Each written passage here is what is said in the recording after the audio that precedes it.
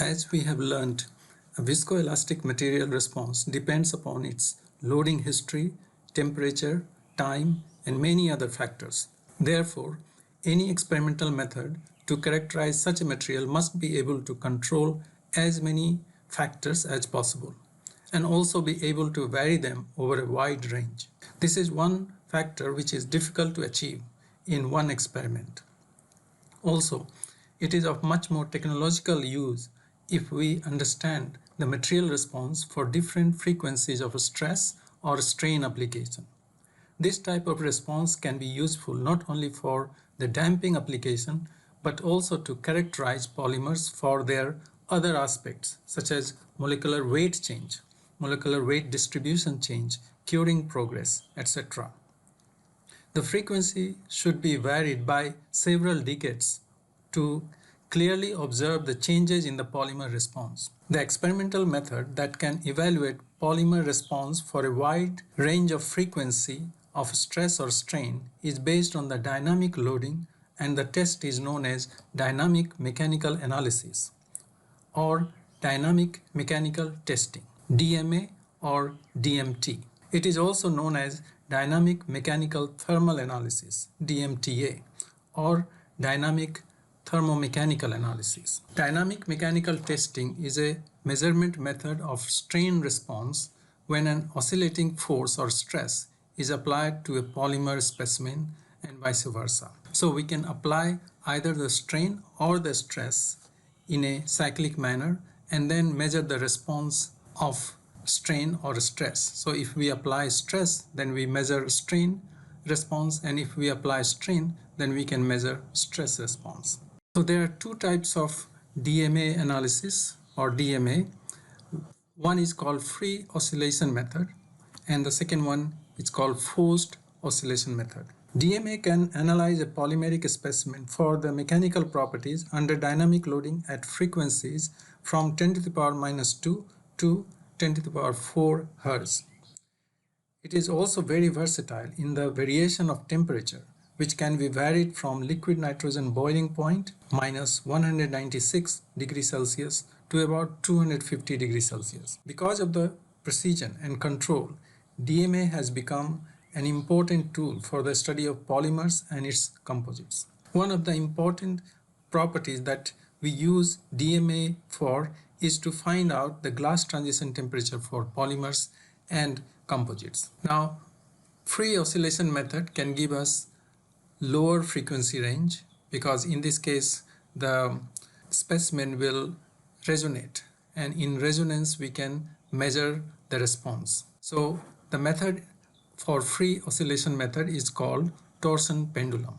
So this is basically a torsion pendulum here. This is the polymer specimen which is clamped to a upper clamp, and on the lower side there is a clamp and a rod is connected in this way for which acts as an inertia bar, and this rod has got weights on either side. This weight can be shifted to change the inertia of this bar. In the center there is a mirror. This mirror is basically to measure the twist in the polymer specimen.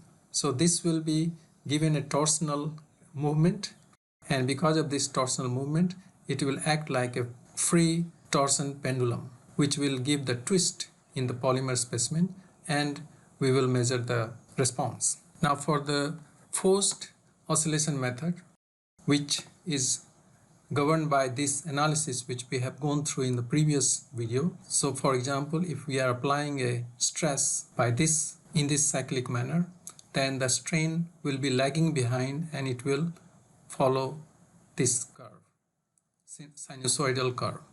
So stress is leading the strain by delta. So delta is the phase lag. So this we have gone through how to define the stress and the strain response. So first we will deal with the free oscillation method. So in this case there is a free resonance of the specimen. That means the specimen resonates in its natural frequency. So there will be a decay of wave because of the damping property, because the polymer is a damping material. So we start with this amplitude for deformation, for example, and the amplitude will decay over a period of time. So this decay will continue. This shows a instrumented DMA using the torsion pendulum method. So here in this case, this is the specimen. Around this we have a chamber to control atmosphere, environmental control as well as temperature control. This is the inertia bar. So this inertia bar will be given a twist, and we will measure the frequency and the time period. So this shows the decay of the response in torsion pendulum method. So just we should remember that there is a decay of the amplitude as time progresses. So I will conduct an experiment for you. These are the strings of a guitar, and you can see that these three are metal and these three are made of nylon. So these are nylon strings and these are metal strings. So I will vibrate two of these strings. They are close to each other. So I will vibrate these two strings and I will note down the time that it takes to decay the vibration. So this is a natural vibration. So once I vibrate it, it vibrates in its natural frequency. Similarly this one. So I will calculate the time it takes for the decay of vibration.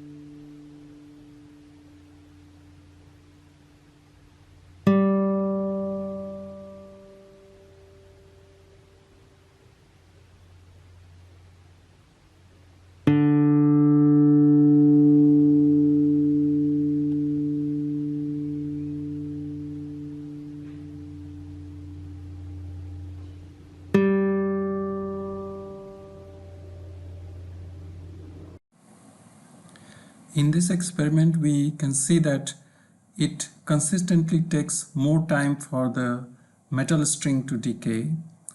It takes about 2.5 times more decay time for the metal strings than for the nylon string.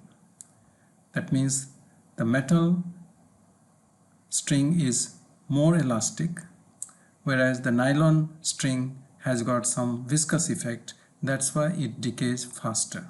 Even though the initial amplitude for nylon string is slightly higher than the initial amplitude for metal string, but the nylon sound wave decays much faster than the sound wave of the metal string. Look at the analysis of torsional pendulum. Here, for a torsional pendulum, torque will be given by tau is equal to minus kappa theta, where kappa is torsional stiffness constant of the bar. In our case, it's the polymer bar, and theta is the angular displacement.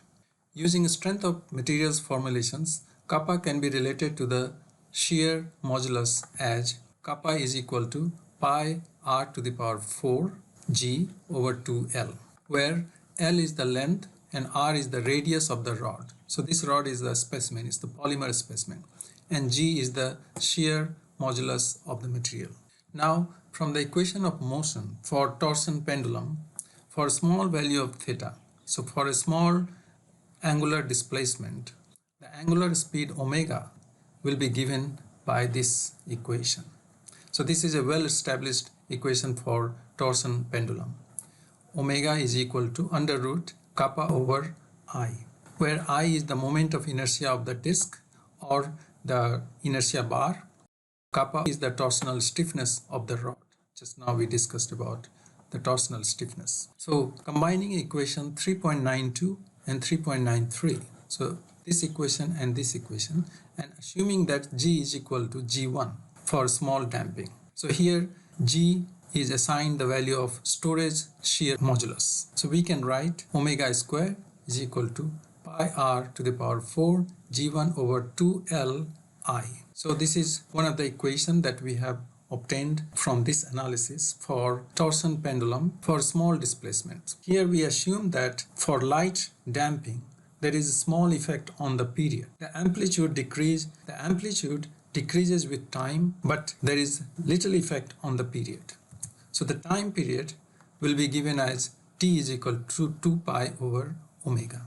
So using torsion pendulum, if we can measure omega, or if we measure t, we can find out G1 because R, L and I are known. So by using this method we can find out the storage shear modulus. There is a new term, logarithmic decrement in the amplitude, lambda.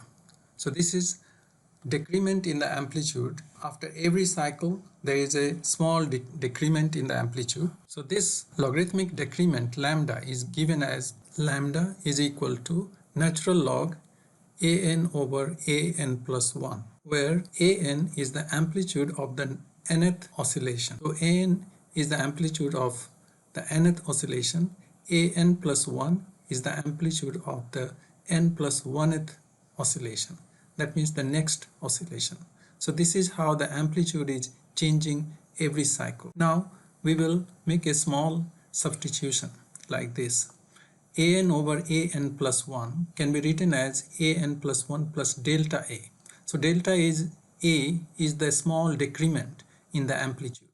So an plus 1 plus delta A should be equal to an divided by an plus 1. This we can write as 1 plus delta A over an plus 1. Now this can be equated to 1 plus delta A over an.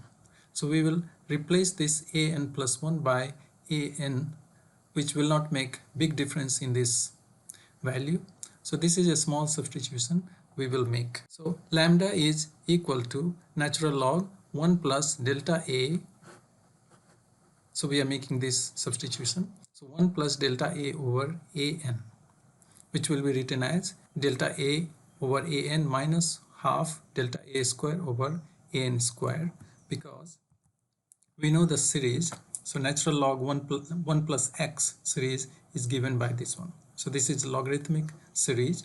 So here we will take only the first two terms. We will neglect the remaining terms. So taking only the first two terms, we can expand this using the series.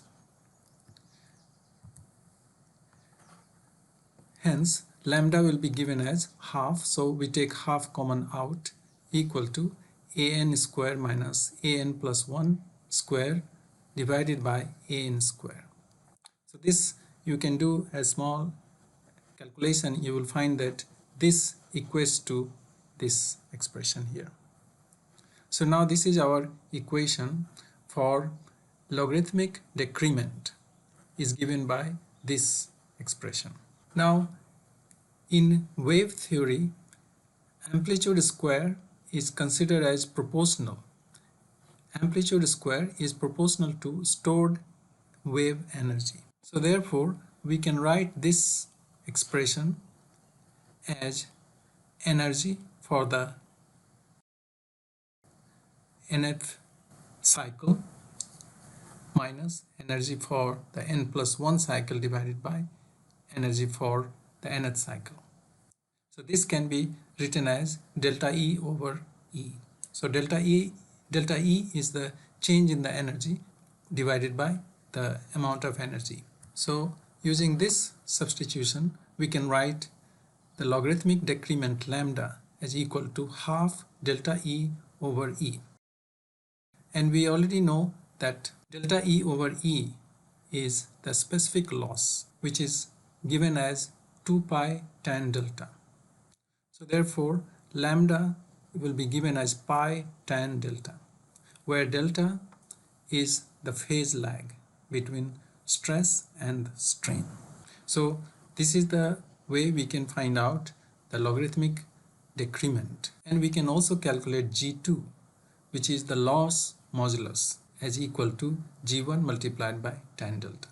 So using this free oscillation method, we can find out G1, we can find out delta, and also we can calculate. So by using this method, we can find out the properties, the dynamic mechanical properties of the polymer. So in this equation, if we can measure the logarithmic decrement, which is defined here, so how the amplitude is changing. So if we can measure the logarithmic decrement, then we can calculate delta, or the phase lag. Forced vibration methods. In forced vibration methods, stress or strain is applied at certain amplitude and frequency, and the strain or stress response respectively is measured. If there is no phase lag between the stress or strain, then it is known as in-phase response. This will be observed for perfectly elastic solid. So for example, here in this we see this is purely elastic response. Stress is being applied at certain frequency, and the strain is following exactly the same frequency.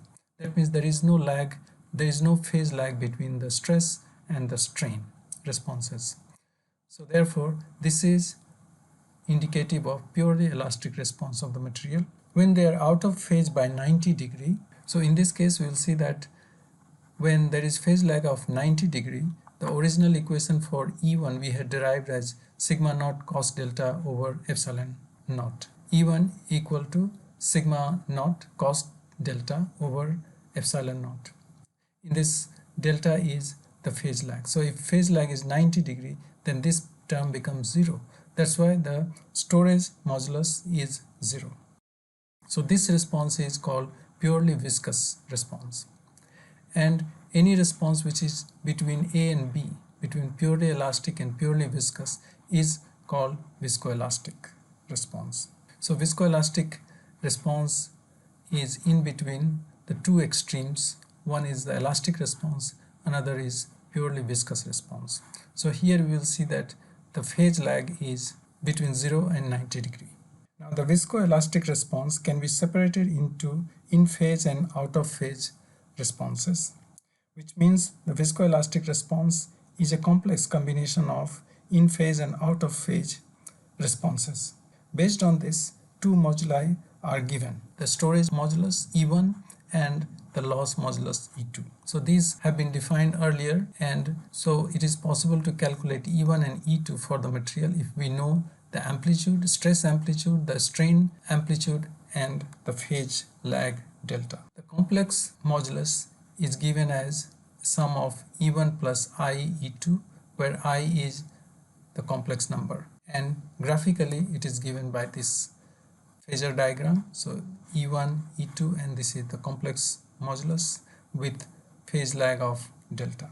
In a DMA experiment, it is possible to find out sigma naught over epsilon naught, which we need for these two values of E1 and E2 by this equation. So sigma naught over epsilon naught is equal to F naught over Bk, where B is the sample geometry term. So depending upon the sample geometry, we can have the value of B. F naught is the force applied at the peak of sine wave, and K is the sample displacement at the peak value. So by knowing these parameters, it is possible to calculate this ratio. Tan delta is given as the ratio of E2 over E1. It turns out that tan delta is the most basic property measured by DMA. It is independent of the geometry of the sample. Tan delta is an indicator of the material's efficiency in losing the energy, and hence it is also known as damping. Tan delta is something that is independent of the geometry of the specimen. So therefore, tan delta may be considered as more basic property measured by DMA. So as we have explained in previous videos, the storage and loss moduli may be looked at by this experiment, where a ball is dropped onto a hard surface, and it rebounds to certain height. So the height of rebound indicates purely elastic response between the hard surface and the ball. So depending upon the properties of the surface and the ball, we can see certain bounce back, which is the purely elastic response. Means this shows the purely elastic response because this is the energy which was recovered after the interaction.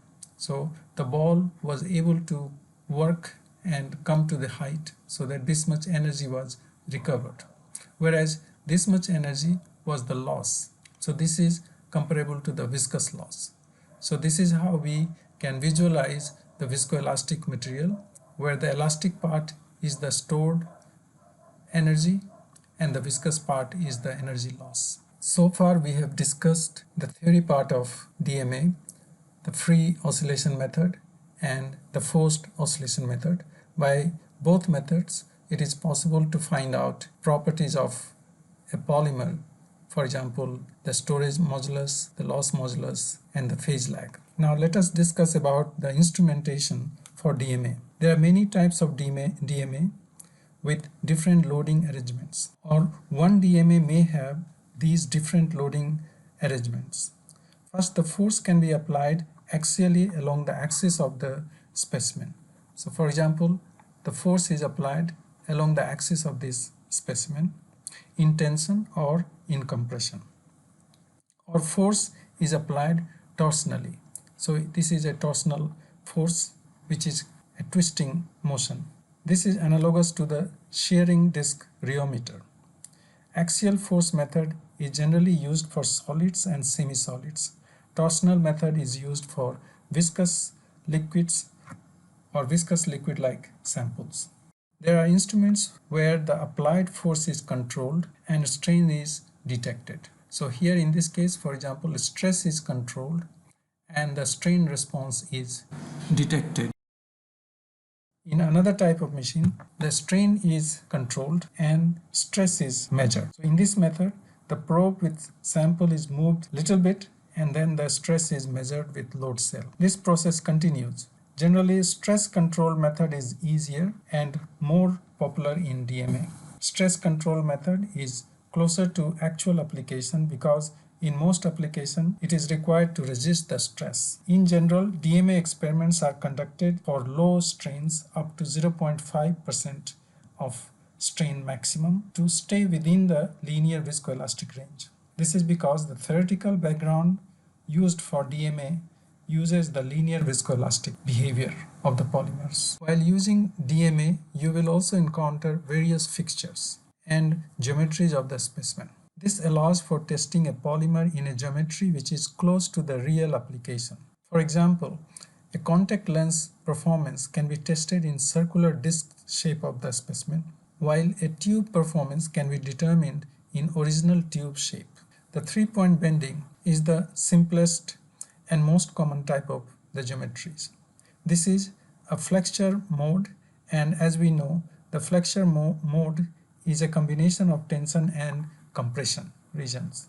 So for example, in a flexure mode, some part is in tension, so this part is in tension while this part is in compression when we apply force in this way. So this is 3-point bending. 4-point bending applies more even stress. So here in this case there is a stress concentration here, whereas this one has got 2 points where the stress is applied, so therefore it is more even. Also, instead of knife edge, rounded edge can also be used. Similarly, there are dual and single cantilever type of geometries. Clamping is very important in this case. Clamping should be done to apply even force without introducing any distortion. Extension test is an axial test method and can be used for any solid polymer. And sliding plate is a method of measuring shearing property in axial load. So in this case, the specimen are these two discs and there is a sliding plate in between to apply shear stress. There are many other geometries depending upon the type of the polymer, whether it is solid or liquid. DMA experiments can be classified of three types. First is temperature time scans at fixed frequency. The second one is frequency scans at a fixed temperature. And the third one is to obtain dynamic stress-strain curve by constantly increasing the dynamic force at a fixed rate. So these are the three different modes in which DMA is used. Picture on the left side shows a commercial DMA machine where you can see that this is the fixture place where the specimen is fixed.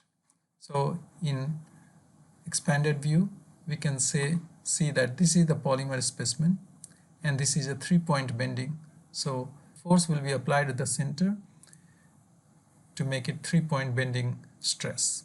And there are various controls for environment, gaseous environment control as well as for temperature control. This makes the DMA a very sophisticated method to study polymers of different types. Polymers can be tested as well as polymer composites can be tested. We can test for various applications. We can use DMA to find out glass transition temperature, creep and stress relaxation behavior, storage or loss moduli at various temperatures and frequencies. Also, we can obtain dynamic stress-strain curves. We can study the effects of temperature, time and frequency and detect any changes occurring in the polymer due to molecular changes, curing transitions such as crystallization, effects of filler particles, etc. So we will see that DMA is a very versatile and very useful experimental method to study polymers. So now I would like to summarize. Dynamic mechanical analysis or dynamic mechanical test is an experimental method to measure a number of viscoelastic properties of polymers in solid or viscous liquid form. DMA can be conducted by free oscillation or forced oscillation methods. Geometries of the specimen and the fixtures depend upon the type of force applied, type of property to be studied, and the type of sample material, solid or liquid. There are three types of experimentations we can perform on DMA. Temperature or time scan at a fixed frequency, frequency scan at a fixed temperature, and dynamic stress-strain study at various loading rates. DMA can be used to study creep, stress relaxation, recovery, storage and loss moduli, damping, stress-strain behavior in a wide range of temperatures and frequencies of stress or strain applications, etc. Lastly, we can study the above properties with respect to changes in the state of the polymer. For example, molecular weight distribution, phase changes, etc. For example, we can find out the glass transition temperature of the polymer by observing the storage modulus with temperature at a fixed frequency. Thanks for watching this video. Please write your comments or any question down below in the comment